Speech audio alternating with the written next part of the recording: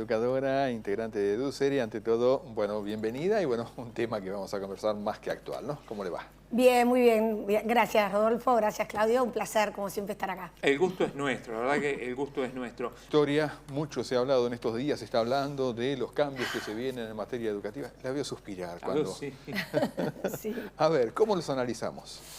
Bueno, a ver, y es importante también para los papás y las mamás para que entiendan dónde estamos, ¿no?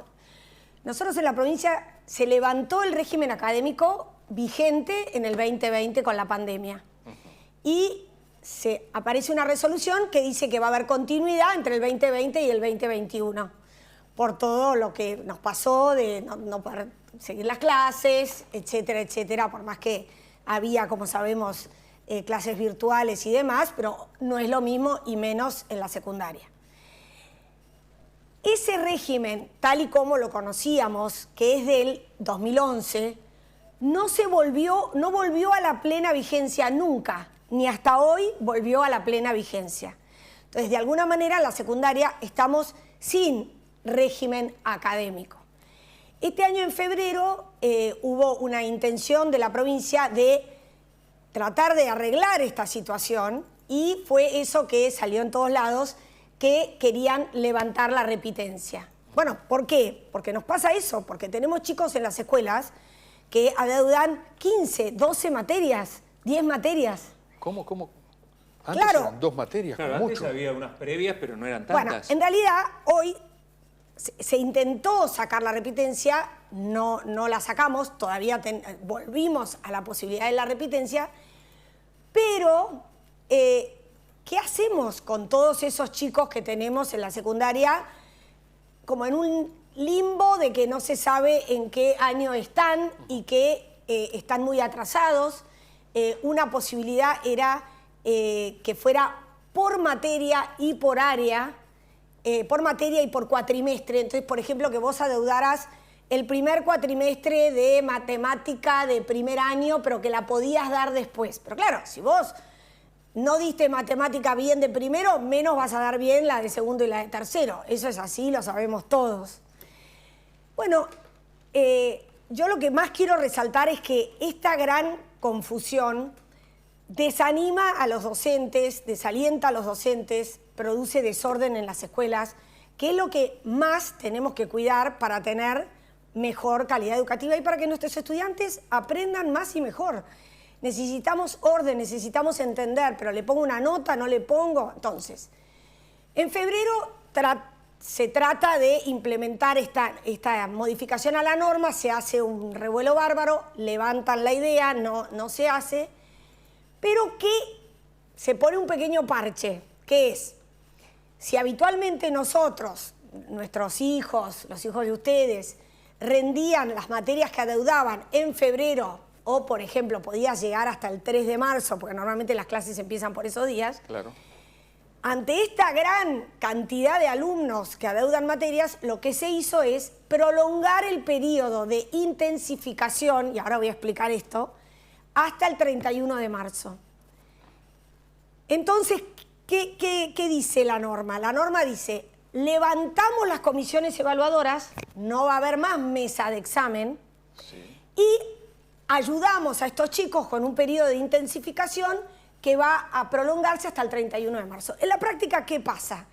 Ese mismo docente que empezó las clases en matemática de segundo año tenía hasta el 31 de marzo chicos en el aula que tenían que intensificar porque todavía no habían pasado a tercer año y recién hasta el 31 de marzo iban a tener la oportunidad que ese docente le diga podés pasar a tercero o no podés pasar a tercero. Entonces, nuevamente recargamos en los docentes un peso inmenso que a esta altura muchos docentes ya están agotados porque durante marzo estuvieron conviviendo con esto.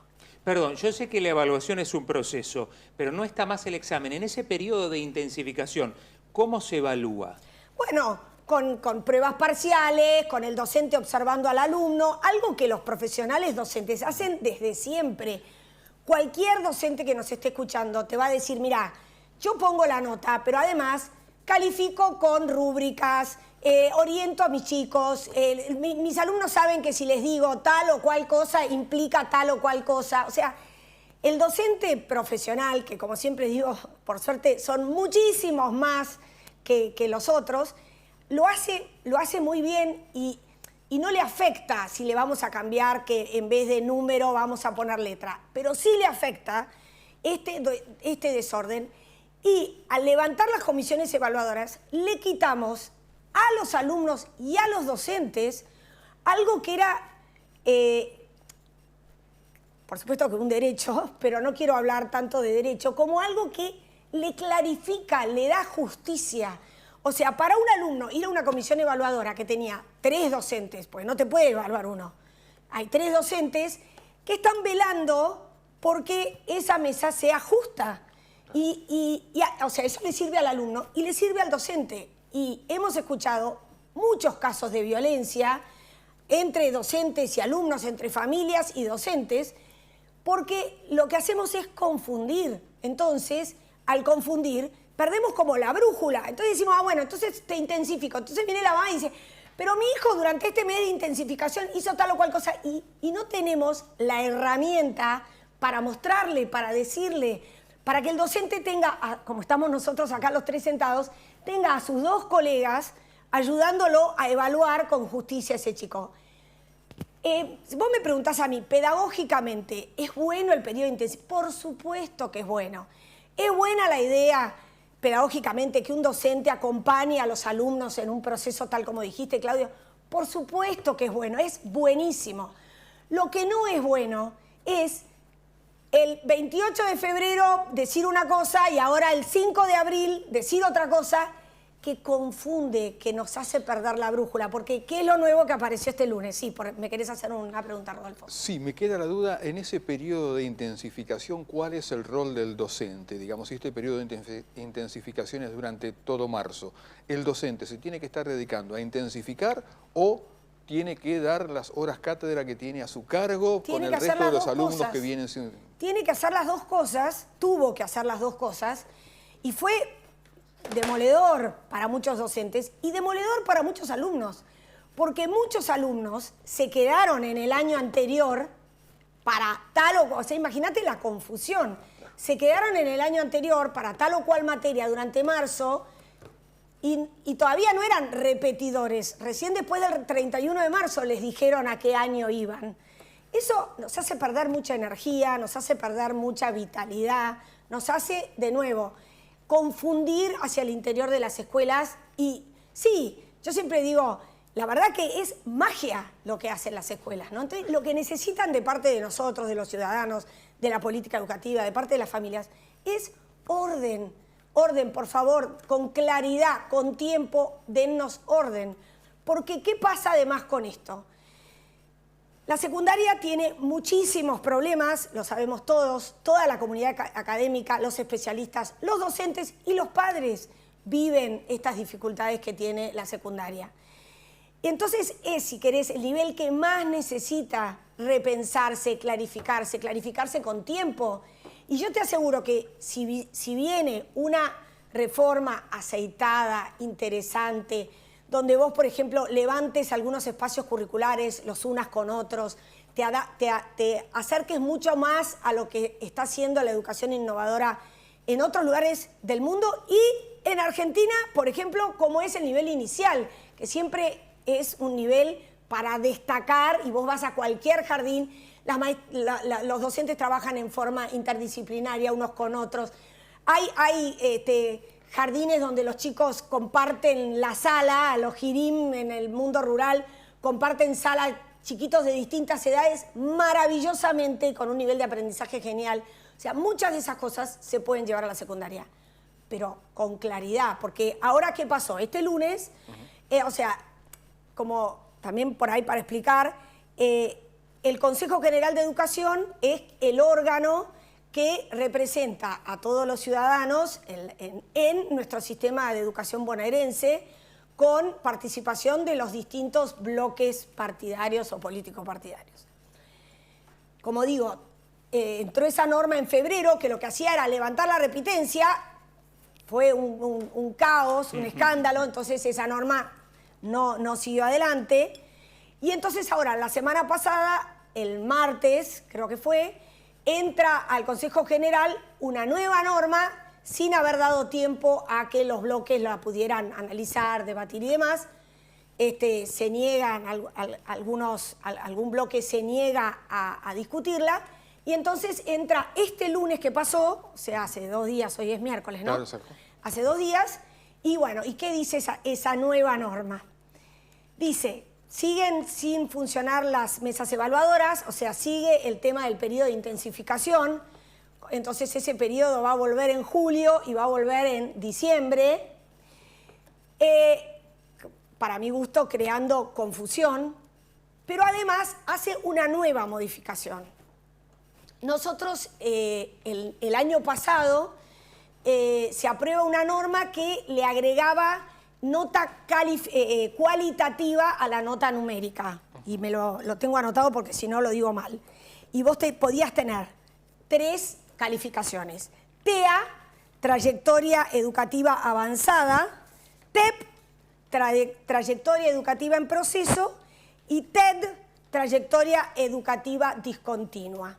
De nuevo, me parece pedagógicamente, es interesante, me parece que al alumno, si eso va acompañado con una rúbrica, que el alumno entiende bien lo que es estar en proceso, estar avanzado o haber perdido la continuidad de esa materia, esto por supuesto que puede ayudar. Y de nuevo, estoy segura que todos los docentes profesionales utilizan distintas categorías para ayudar a sus alumnos a entender en dónde están en ese proceso educativo. Ahora, esta calificación cualitativa, que era trimestral, ahora se convierte en cuatrimestral. Sí. Salen los trimestres, entran los cuatrimestres. Entonces vos vas a tener 2 calificaciones en el año. Y a su vez, a fin de año, tenés una calificación numérica. ¿Por qué? Porque no podemos levantar la calificación numérica, porque un chico que se muda de la provincia de Buenos Aires a otra provincia y en las otras provincias hay números, lo dejamos en banda, como aparece en Santa Fe, en Córdoba, en Formosa. Yo soy un TED, yo soy un TEP. Pero vamos a hacer una pausa, Victoria. Estamos con Victoria Sorraquín, estamos hablando de la educación. La pregunta que quiero dejar para el próximo bloque es, con todos estos cambios, ¿tenemos elementos para cuantificar? Es decir, si queremos ir a las estadísticas de la educación en la provincia de Buenos Aires, ¿esta metodología nos permite saber dónde estamos parados? No lo contestes ahora. Será para después de la pausa. Desayuno del día de hoy con Victoria Sorraquín, educadora, y con ella estábamos conversando, bueno, varios temas quedaron pendientes, Claudio, del bloque anterior. Varios temas. Uno de estos es si, digamos, con estas reformas, con estos cambios, tenemos posibilidad, Victoria, de cuantificar, en el buen sentido, digamos, diagnosticar para saber dónde estamos parados. Bueno, es muy difícil. Nosotros... el clásico dato del secundario es que teníamos una promoción efectiva de alrededor del 85%. Midiendo eso, cuántos pasan, cuántos repiten, cuántos llegan a fin de año con las materias aprobadas, ¿no? Con distintos canales de medición. Bueno, ahora circula un dato de que la provincia tiene una promoción efectiva del 98%. Bueno, es un dato muy difícil de comprobar, ¿no? Bueno, qué buenos alumnos tenemos en la provincia. Pero, a ver, el nivel de conocimiento de ese 98%, la adquisición de los conocimientos, ¿es la misma que era en aquel momento o se bajó la vara?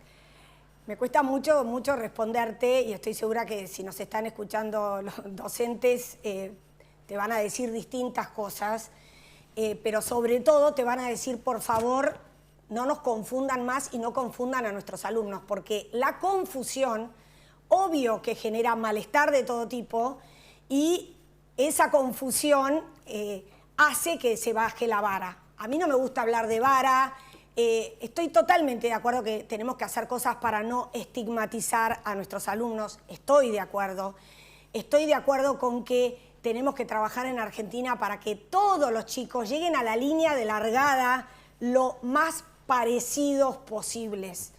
porque la escuela está preparada para enseñar y que un alumno aprenda, pero si el alumno tiene un básico de hábitos, de habilidades, de alimentación. O sea, la escuela no piensa, no, imagínate que si la escuela es un ser vivo, llega un alumno y la escuela está programada para un alumno que mínimamente habla, conversa, puede seguir ciertas normas, sabe estar sentado, parado, sabe que no le puede pegar al compañero. Sí, en la escuela se aprende a convivir, pero la escuela cree que el alumno que le llega tiene esos hábitos, esas habilidades básicas. Hoy, con cosas que nos están pasando, tenemos casi 50% de chicos debajo de la línea de pobreza. Esos chicos están llegando a la escuela con muchas dificultades para aprender. Y le exigimos a la escuela que, además de todo lo que le pedimos, que además le dé a ese chico esos hábitos y esas habilidades que en su casa no pudo aprender. Y la escuela es siempre la misma, el docente es siempre el mismo, la directora o el director es siempre el mismo, en el sentido de tiene las mismas horas, tiene la misma cantidad de gente, no puede hacer más magia. Entonces, si algo necesitamos es claridad, necesitamos orden. La nota, imagínate que en primaria tenemos notas.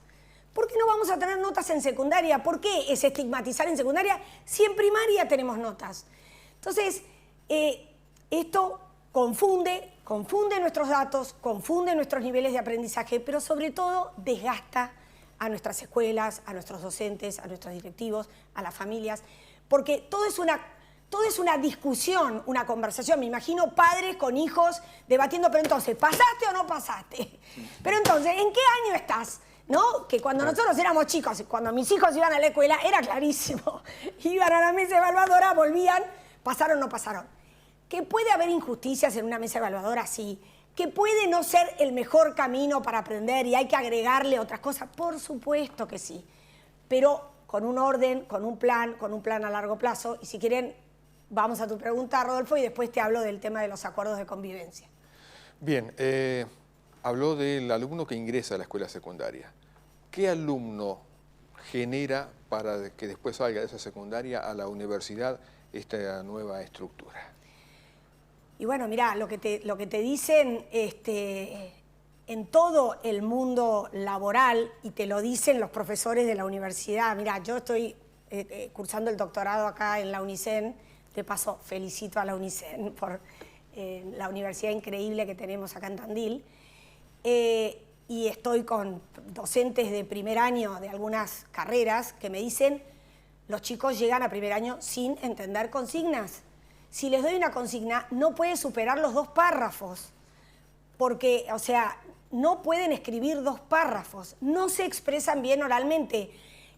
Por ejemplo, en la UNICEN hay carreras que no tienen mesas evaluadoras orales, porque son debates internos con los centros de estudiantes y demás, pero cuando el docente le pide algo oral adentro del aula a los alumnos, muchos alumnos no pueden sostener un ensayo oral, un debate oral con argumentos. Entonces, eso nos está pasando en la universidad.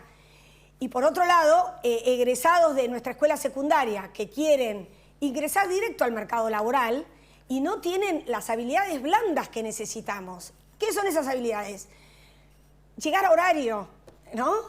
Ser amable, ser cooperativo, ¿no? Que lo primero no sea, ¿cuáles son mis derechos? Los derechos van asociados a tus responsabilidades. Y tu responsabilidad es esta. Y tenés que entrar a trabajar en algún lugar a las 5 de la mañana. Después te vas a la 1 del mediodía, pero tenés que entrar a las 5 de la mañana. Pero es de noche, pero hace frío, pero hay rocío. Sí, pero eso que es lo más normal, natural, y que nuestra escuela secundaria tenía la preparación, le daba esa preparación a los chicos, hoy, con tanta confusión, cuesta el doble que los chicos la tengan. Entonces todo se transforma en un debate. Esta norma del lunes también lo que hace, además de este cambio a cuatrimestre, por otro lado, no se levantó la norma que habla de los trimestres. Entonces, en este momento hay como pará, o sea, le pongo una calificación al trimestre, al cuatrimestre, cualitativa, cuantitativa, y los docentes se sienten imposibilitados, no se sienten respaldados, entonces también tienen susto de qué hacer. Y como tienen susto, y mucho susto, a veces tampoco levantan la voz para decir lo que les pasa. Victoria, es interesante, obviamente seguiríamos charlando, nos quedamos como cada vez que venís vos, porque bueno, es tan amplio el tema y tantas preguntas nos van surgiendo que nos quedamos sin tiempo. La seguimos en la próxima. Por supuesto, quiero contestar una cosa, ¿es buena la repitencia? Lo que es bueno es que un docente pueda seguir al alumno hasta que ese alumno logre sus aprendizajes. El término repitencia y que un chico vuelva a estar en el año con chicos de otra edad no le ha sumado nada y por eso está tan en duda ese método. Hay otros métodos mucho mejores. El tema es decidirnos en Argentina a implementarnos y hacer un verdadero plan de educación que nos lleve mucho más allá de los periodos de gobierno. Victoria, muchas gracias. Muy claro. Gracias a ustedes, un placer. Muy bien, Victoria Sorraquín, con ella hemos compartido justamente aquí este desayuno en Tandil Despierta.